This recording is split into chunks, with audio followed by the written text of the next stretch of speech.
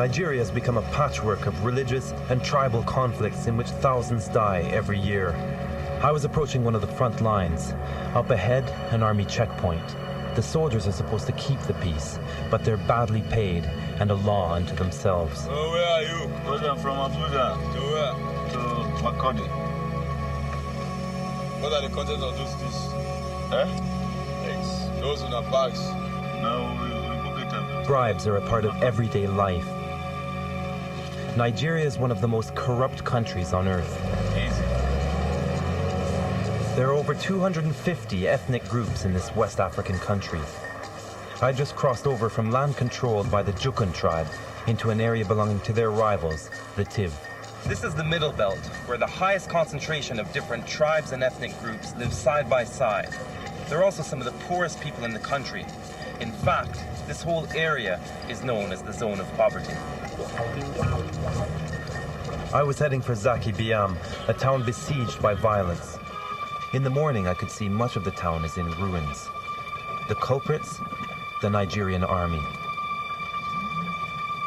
A year ago, soldiers who were meant to keep the peace went on a killing spree.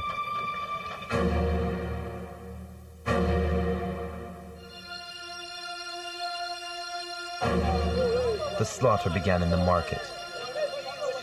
This is the country's biggest yam market. It was obviously a very busy and packed place when the soldiers came here and opened fire. The army were out for revenge.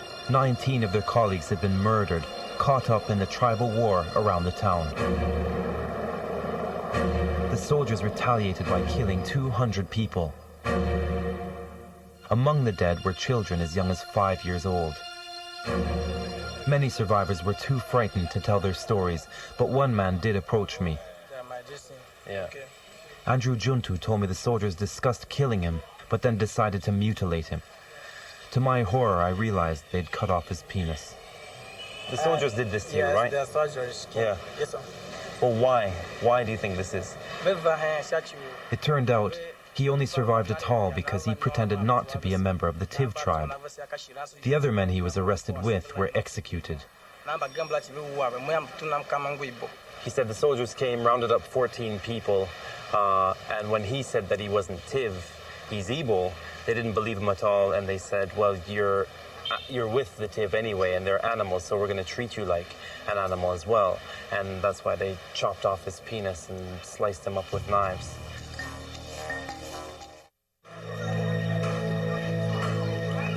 Elijah Dukubo Agari heads the Ijaw tribe's youth council. It has 200,000 members. He took me on a tour of the town. These are people's houses right here, and that's basically a floor of defecation right across below all of the houses and what seem to be outhouses, and it's just total sewage all across the area, right across to the lake. We are running out of space because the wealthy people, the people working for the oil companies are living up there. The rent is so high. This is the only place the poor people can afford. And they're still building houses over here. Yes, they're doing all these foundations, you can see. There's a foundation? Yeah, that is somebody's house. I'm on my way to see the man in charge of policing Sharia law here, the deputy governor of Kano. Ina kwana?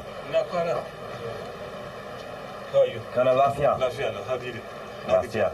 Nagode. Dr. Abdullahi Umar Gandaje is the architect of Sharia law in Kano. Now, Sharia law was implemented a couple of years ago. Since then, there's been quite a bit of violence between Christians and Muslims. Do you not feel responsible for that at all? Well, I think it is an issue of misunderstanding on both sides. Even from the Muslim side, you find some youth, who are exuberant, who are overzealous about it, but it's a matter of time. You see, as time goes on, there will be full understanding and people will continue to stay together peacefully. Our modern Western world has passed Nigeria by. In turning to their tribes and religions, Nigerians are doing what countless poor people are doing across the globe, searching out new identities that offer a sense of belonging in an indifferent world.